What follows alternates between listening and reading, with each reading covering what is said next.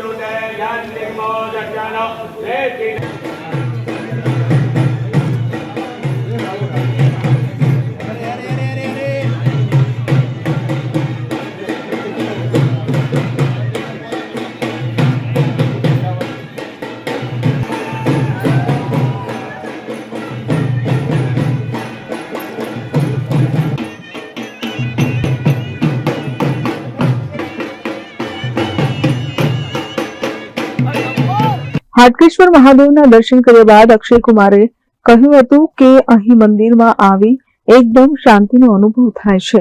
મંદિરમાં આંખો બંધ કરતા જ ઓમ નમઃ શિવાયનો નાદ સંભળાય છે. અહીં દર્શન કરી મને ખૂબ આનંદ થયો છે. તો પૌરાણિક હાટકેશ્વર મંદિરની મુલાકાત સમયે દર્શન કર્યા બાદ અક્ષય કુમારે મંદિરની કોતરણી નિહાળી અભિભૂત થયા હતા.